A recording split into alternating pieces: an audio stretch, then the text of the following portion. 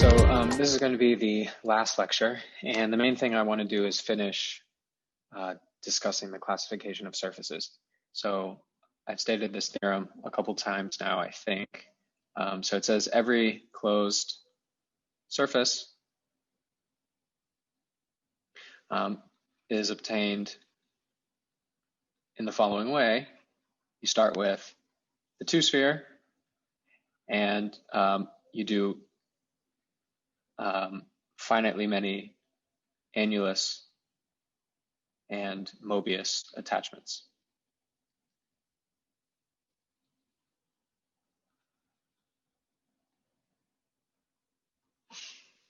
So let me give an example to illustrate the use of this theorem, or the power of it. So here's a way to construct a surface. So start with any graph. G, and suppose it's sitting inside R3. We can thicken G to get a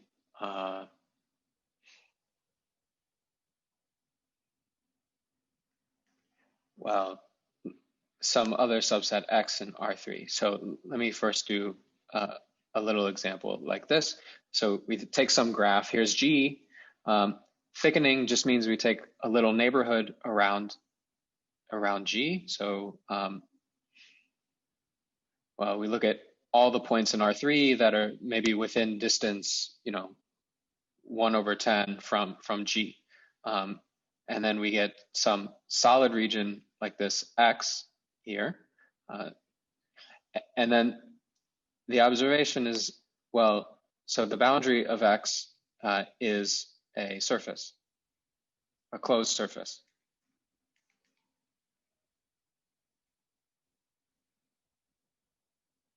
We should be sure that this graph is finite. Otherwise, the surface might not be compact. But okay, so this is the boundary then. Well,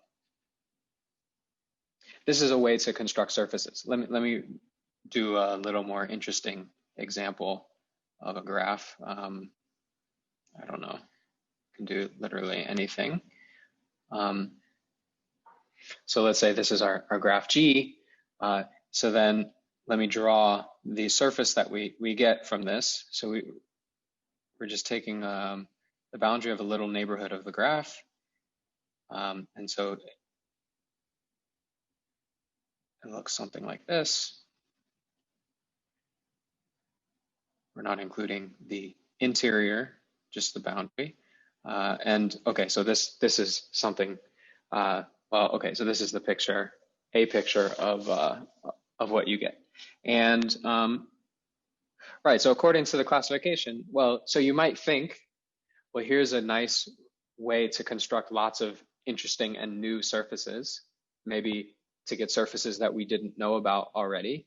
But the classification theorem says no. No matter what, you can pick the most complicated graph that you want. Maybe it's very, well, okay, I don't even know where it started. Let's go here. Something really complicated. You take a small neighborhood of this, you get some surface, and you think maybe this is something brand new. But no, every surface is obtained.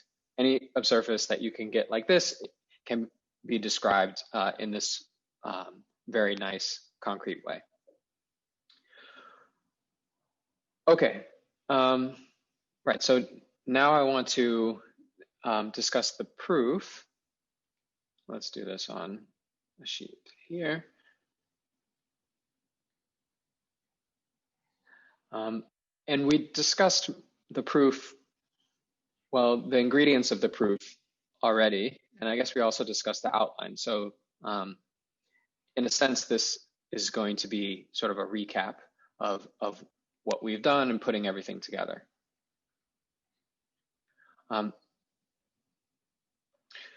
So let's let S be a closed surface. So we start with any closed surface. And there's going to be 3 steps here. So the first step is that we can triangulate S.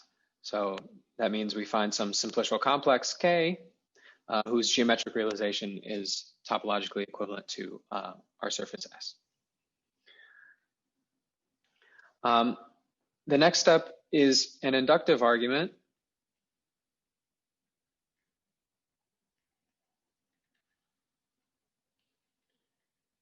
Which is we use surgery to simplify S, or let me say it this way, to replace K with another simplicial complex, which is whose geometric realization is a surface. So that's a combinatorial surface,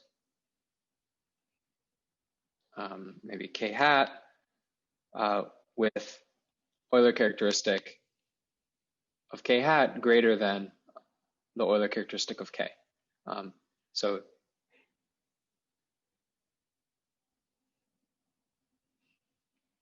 Okay, so this is the inductive step.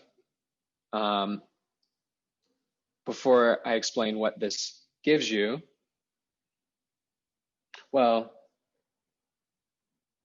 yeah, so let me explain this step in a little bit of detail.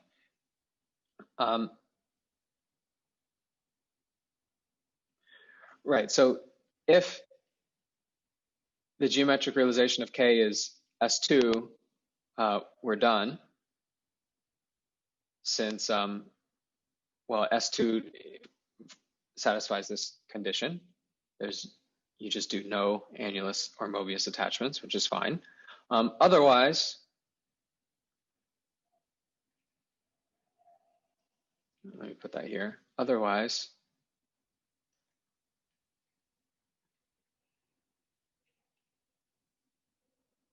there exists an edge loop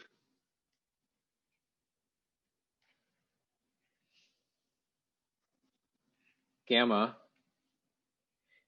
in the first barycentric subdivision of K that doesn't separate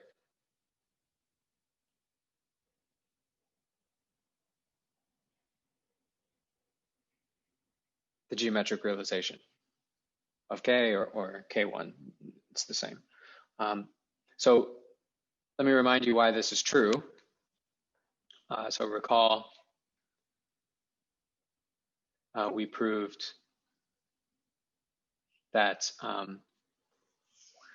if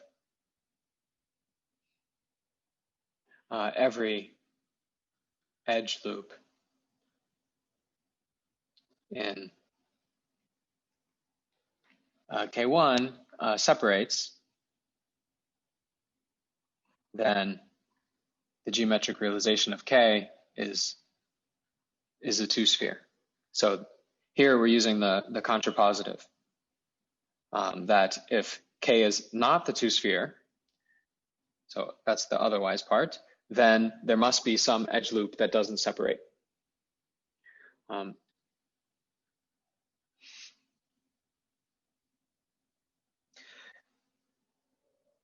So then we can perform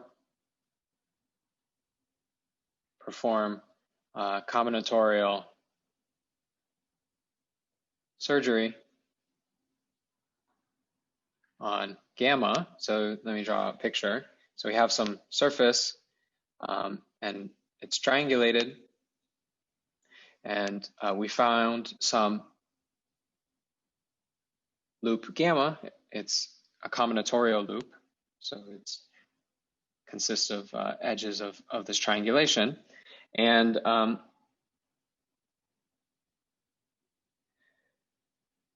what?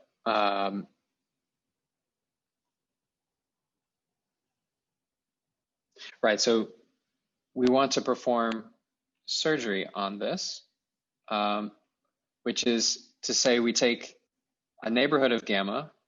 So remember, we define this in the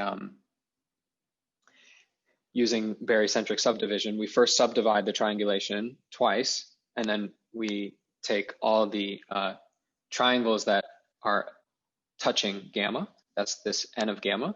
And we proved this is topologically equivalent to either the annulus or the Mobius band. So the combinatorial surgery is to remove this neighborhood and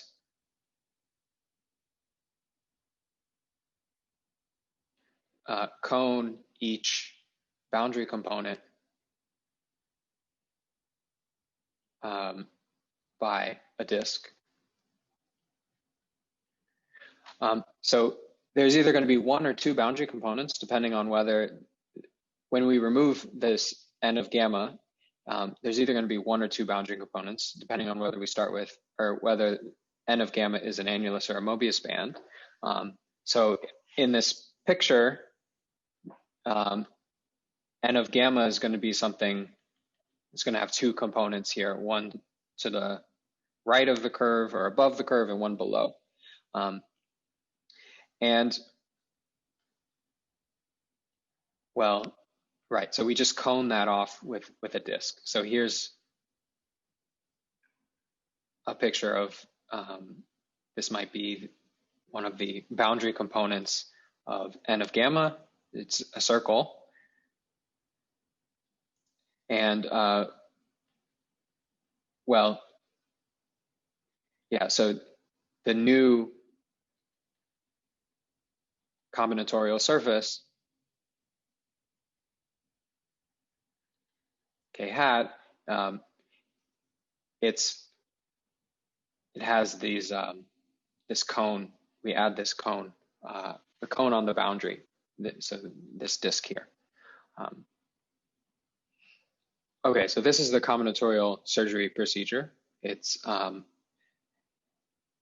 and well, an important thing about it is, so we proved that the Euler characteristic of K hat is always, excuse me, greater than the Euler characteristic of K. So this procedure increases the Euler characteristic. And so then we can repeat this inductively.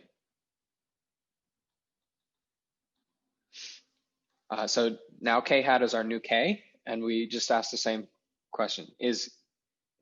We ask, is K topologically equivalent to the sphere, its geometric realization?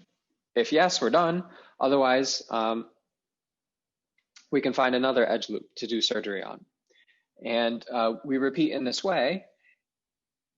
And eventually, well, so this procedure stops.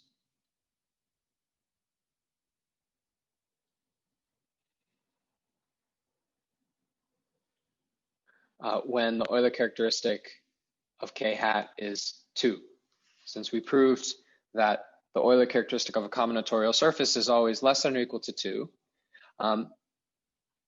And so if we're increasing, the highest we can get is 2. And this implies that K hat is topologically equivalent to the 2 sphere.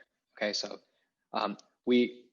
the inductive argument is to use surgery to replace K with another combinatorial surface until we get to the 2 sphere, and then we stop. Okay, so this is step 2. And the last step is to conclude.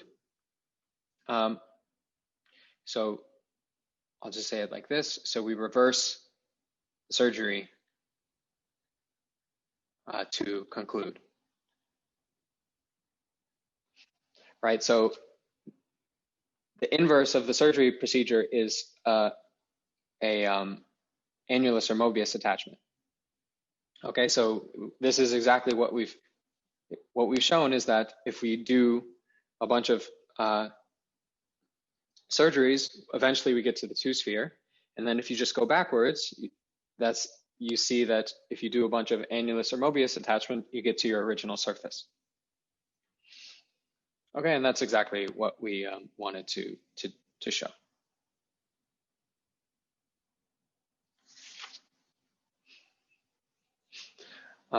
Okay, so this really is half of the classification theorem. It says that, so we now know that every surface is obtained in this way, but we shouldn't quite be satisfied with this, because the next question is, well, are any, you do some finite number of annulus and Mobius attachments.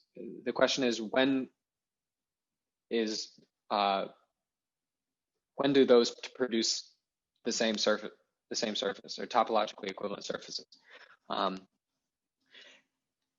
Like maybe you do it in two different ways. You go in a room, do one sequence of moves. I go in a different room, produce another sequence of moves. How can we be sure that at the end we get different? Maybe we do different procedures. How do we know that at the end we get something different? Maybe we don't. So the theorem that addresses this is as follows. So first, some notation. Let's denote mg, the connect sum of g tori, which is the same thing as S2 two-sphere with g annulus attachments.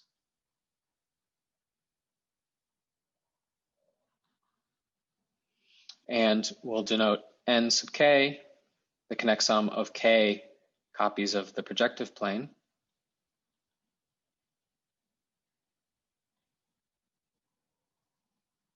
K of these, which is the same as the two-sphere with k Mobius attachments.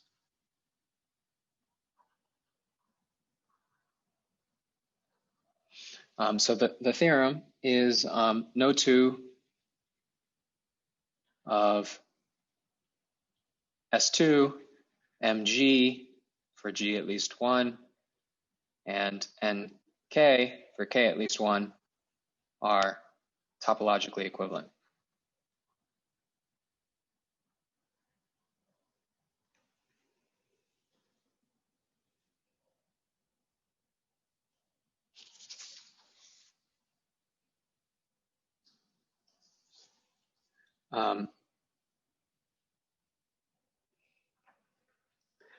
Let me remind you, so recall that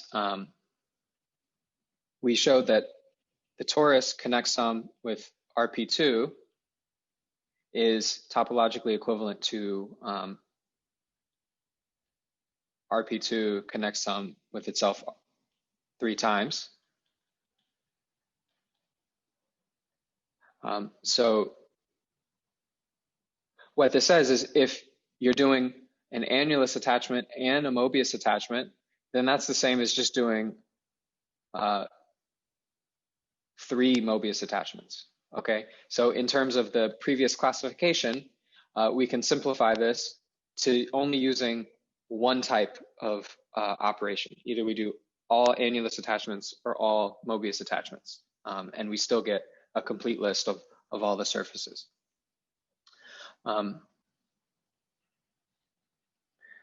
Okay, so now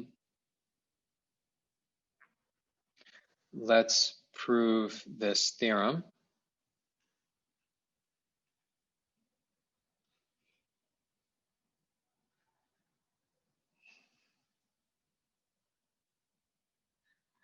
I wrote sketch in my notes. Yeah, so I'm going to do this, I guess, fairly quickly, just give you the idea. So the idea is to compute the fundamental group and its abelianization. So if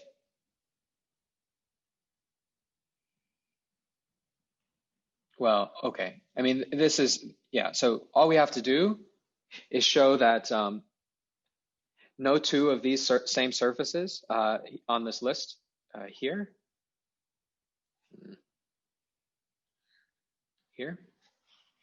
have the same fundamental group. And in fact, we're just going to show that no two of these have the same abelianization. No two of these have a fundamental group with the same abelianization. So that's enough.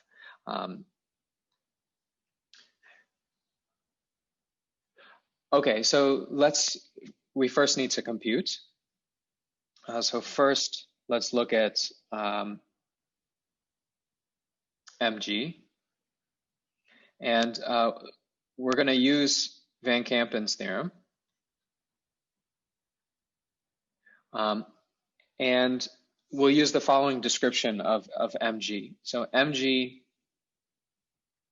well, let me do that here first.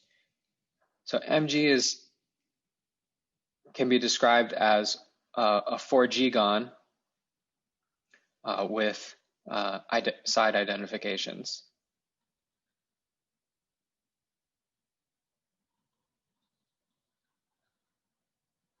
So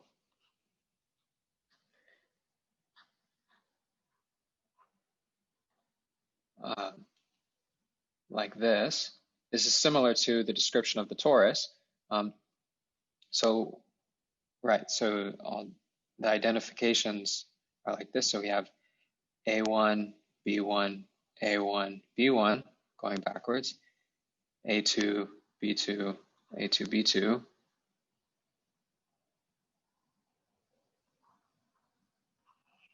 And then so on up to AG, BG, AG, BG in the same pattern. I mean, if you think about this, if you just focus on this part of the picture, this is a torus with a boundary component. This red bit becomes part of the boundary. And so if G was 2, then this would close up here. And if we split it here, we just see that we have 2 tori with 1 boundary component, and they're glued along that common boundary component. So that's a connexum of 2 tori. And then in higher genus, the same thing works. I just realized I said genus. That's what this G is called, the genus of the surface, which is like the number of holes. So here's genus 3, and this would be a quotient of a 12-gon by side identifications. Right, so Van Kampen says that if we write this as a union of 2 subspaces, then we can describe the fundamental group in terms of the fundamental group of these pieces. So the way we're going to do this, and I'm just going to do this, we'd worked with Van Kampen topologically, but I'm going to relax things a little bit and just or combinatorially, I'm going to just do things topologically here.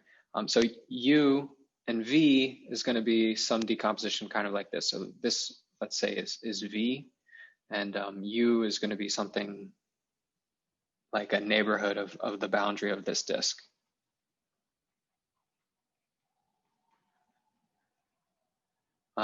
So topologically, V is a disk, and U is, well, it's a neighborhood of the boundary. The boundary is just, well, these edges, there's a single vertex, and then you have 2 G edges. So in the case G is equal to 2, you have A1, B1, A2, B2. You have this graph. So U is homotopy equivalent to a wedge of circles, and there's 2G of them. This is the G equals 2 case. Right, so now Van Kampen is then going to give you the following presentation for the fundamental group. and maybe I won't spell out all the details. So we're going to have generators. So the fundamental group of U is a free group with 2G generators, A1, B1, I'll call them up to AG, BG. And there's going to be a relation coming from this disk, which says that if you do the loop that just goes all the way around the boundary, well, that loop is trivial in the fundamental group because it bounds a disk here. And so that relation is that, well, this word A1, B1, A1 inverse, B1 inverse, A2, B2, A2 inverse, B2 inverse, and so on.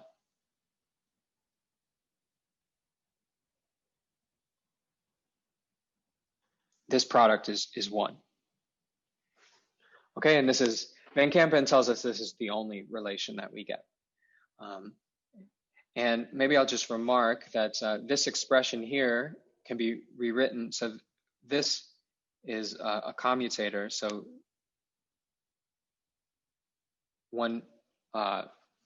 so this expression is what's called a commutator of these two elements, and it's often written in this bracket notation. So this relation could also be written as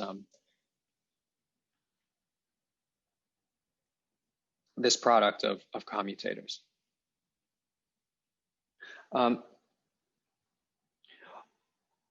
Okay, so now this is one of the 2 computations we need to do. We computed the fundamental group of this MG. Let's do the same for NK. We already know the fundamental group of the 2-sphere is trivial, and we'll use that in a second.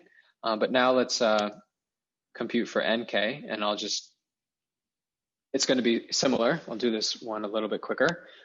So now NK we can also describe as a quotient of a polygon. So this is a 2K gon mod some side identifications. So remember RP2 is like this. We have 2 edges A going in the same direction. And so what we find here is, so we have like A1, or let me call these X's, X1, X2, 1, X2, X2, that's 2 connect sums, and then so on.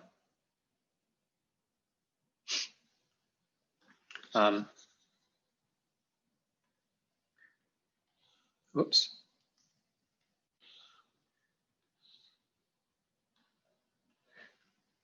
Right, so the way to read off the fundamental group from Van Kampen is we do it in the same way. So pi1 of NK. We have a bunch of loops coming from, so this is a simplicial, well, it's not quite a simplicial complex. We break it up into U and V, and now U is going to be a wedge of K circles. Oops. And so we're going to have generators X1 through XK. And the relation, again, comes from reading this boundary word as we go around. So that's X1 squared, X2 squared, up to XK squared is 1. This product is 1. Okay, so these are these groups. And so now what we want to do is say that, so we have pi1 of S2 is trivial, pi1 of MG is, we have A1, B1 up to AG, BG with this relation.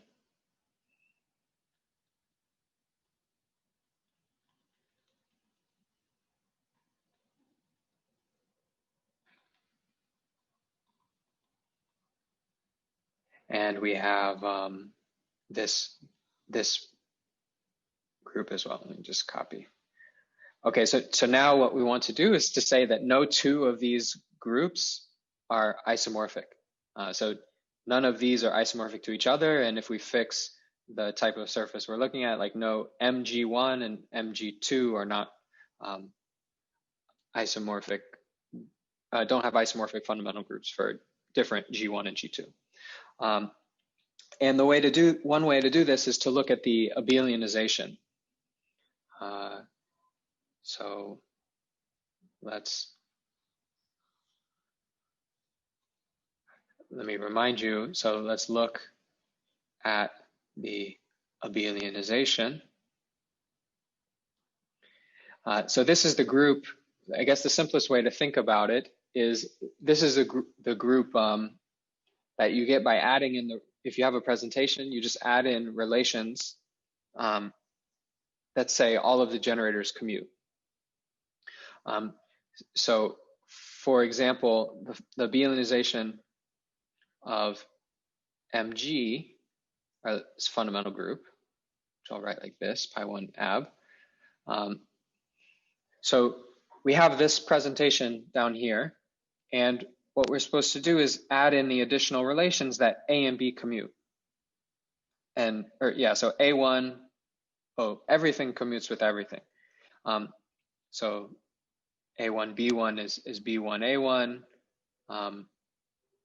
A1, B2 is B2, A1. A1, A2 is A2, A1, and so on. I mean, there's lots of relations here. So if you know all of these commutation relations, then in fact, this relation becomes redundant, because if I can commute A's and B's and everything past one another, then A1 here cancels with A1 inverse, and I'm just left on the left-hand side with the identity. So this relation holds trivially in the abelianization. And so then what we get is a presentation for a group with 2G generators, and the only relations follow from saying that the generators commute.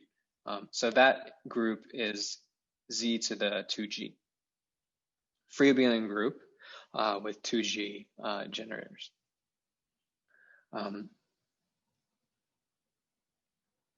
Now let's compare this with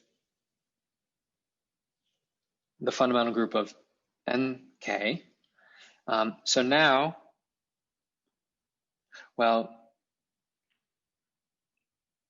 so we look at this presentation.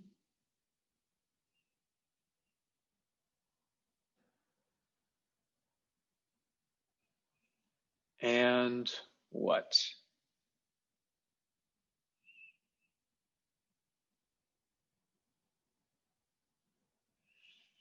So in my notes, I have that this abelianization is Z to the K minus 1, a free abelian of rank K minus 1 times Z mod 2Z. And the way you see this is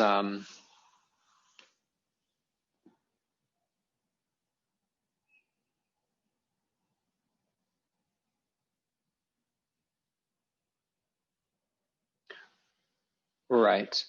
I guess you can rewrite this relation as once everything commutes, you can rewrite this as x1, x2 up to xk squared is 1. So in the abelianization, you have this element of order 2. And then there's no further relations. So you just know everything commutes and this thing has order 2. And so I guess you could write this presentation as you have generators x1 through xk minus 1, and then the product of x1 through xk. These generate the group because, you can write xk in terms of these just by taking this last word and multiplying it by inverses of the first k minus 1. And so then you have these generators, and then the only relations are that everything commutes with one another, and then this last generator squares to the identity. So that's a description of exactly this group here. Okay, so that's just, so there's a little bit of algebra, group theory, but now we're done. So, well, let me just also write the fundamental group of the two-sphere.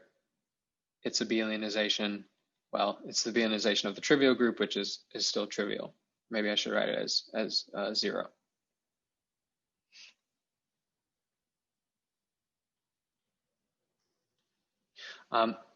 Okay, so now let's conclude.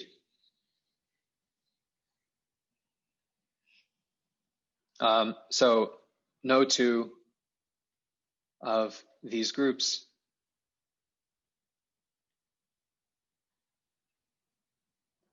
are isomorphic. Right, I mean, as we vary G, I mean, no two of these free abelian groups are isomorphic, and they're not isomorphic to any of these others. So this implies that no two of S2, MG, and K are topologically equivalent. And that's the proof.